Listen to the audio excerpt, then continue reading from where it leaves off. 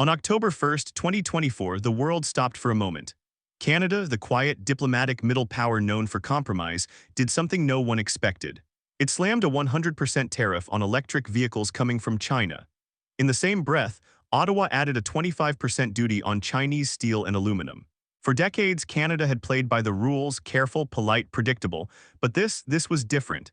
It wasn't just a policy decision, it was a declaration. For the first time in years, Canada wasn't reacting to someone else's rules, it was writing its own.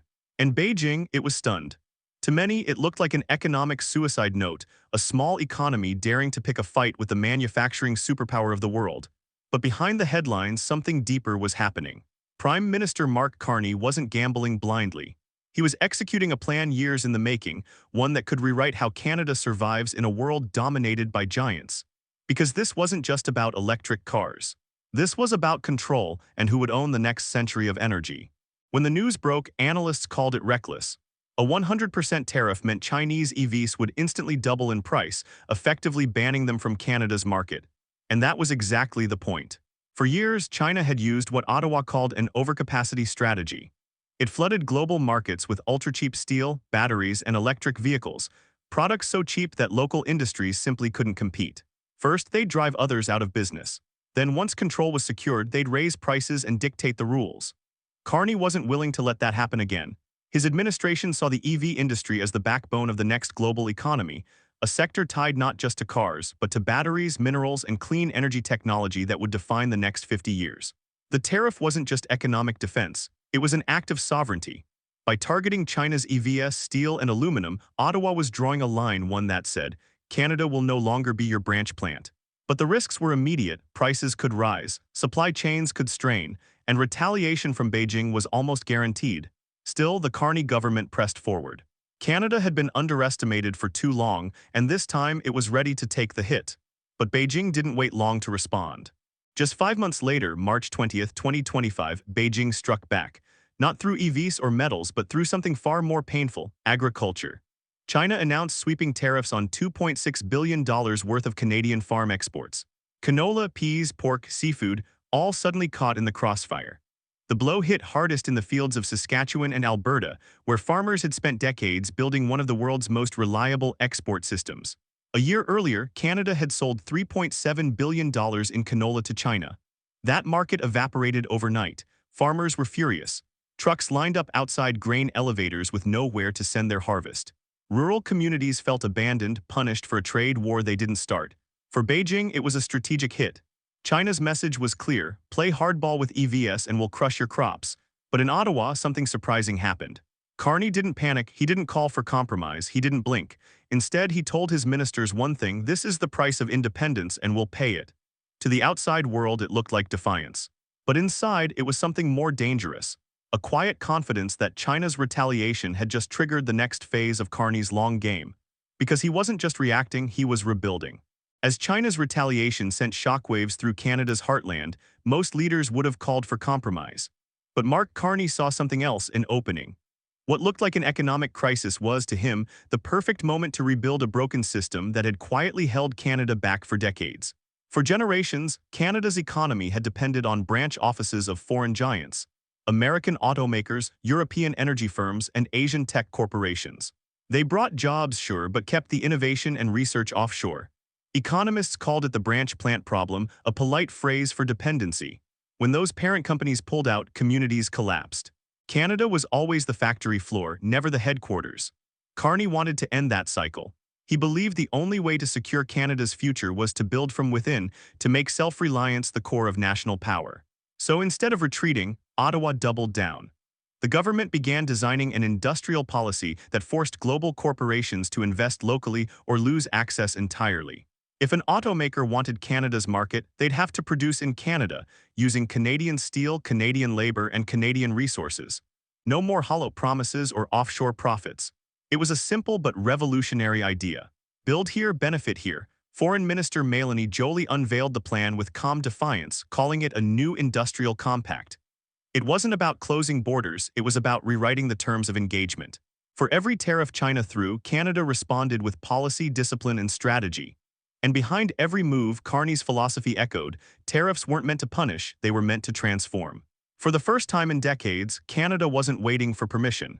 It was designing its own destiny, one policy at a time. As Beijing tightened its economic grip, Ottawa made its boldest move yet. It stopped playing defense. Under Foreign Minister Mélanie Joly, Canada transformed crisis into strategy, launching a sweeping new investment framework that stunned both allies and rivals. The message was clear: if you want to do business in Canada, you play by Canada's rules. Joly's policy focused on three pillars: transparency, predictability, and long-term confidence. Investors wouldn't just chase profits anymore. They'd need to align with national goals.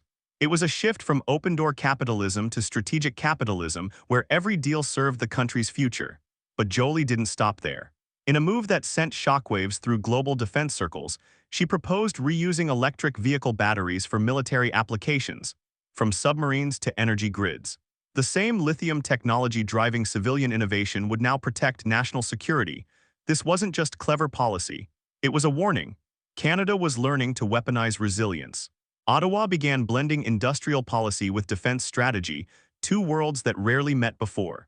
And quietly, Canada started building what experts called dual-use infrastructure, where factories producing clean energy components could instantly pivot to defense production in times of crisis.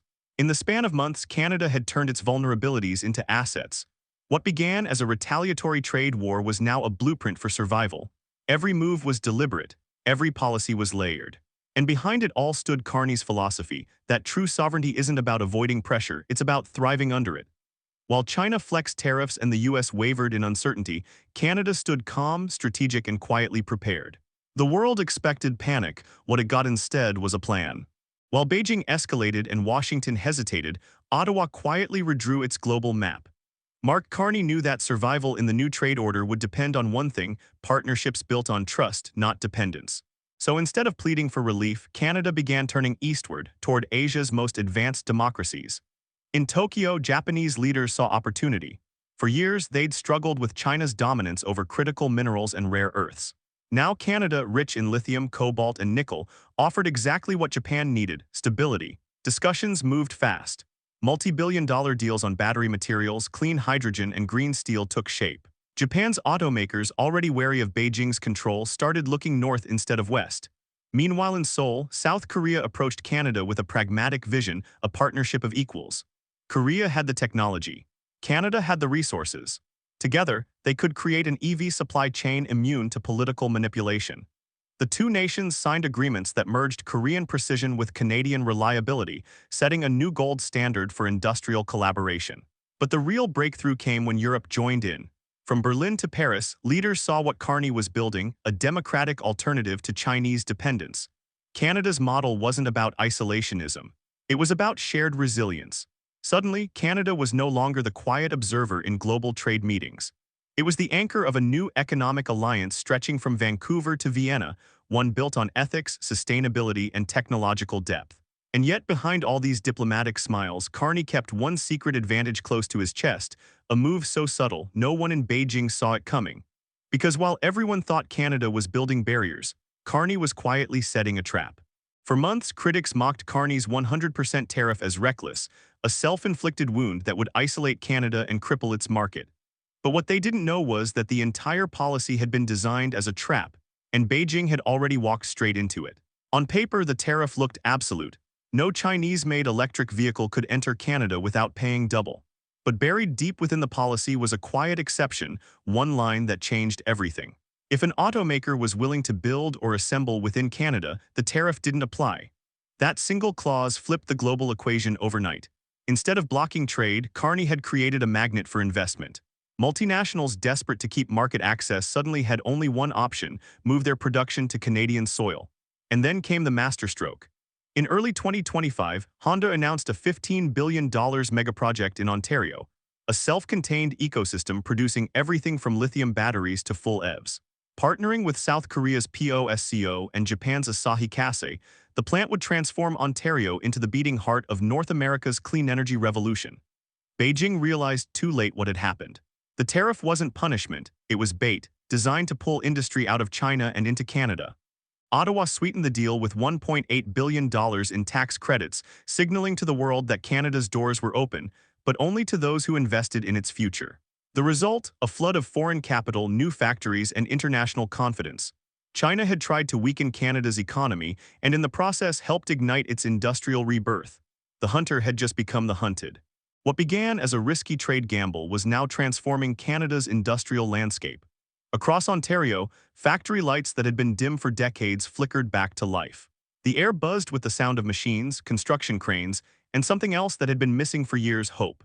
At the center of it all stood Honda's $15 billion megaproject, a sprawling complex that would soon produce 240,000 electric vehicles every year, powered by 36 gigawatt-hours of Canadian-made batteries.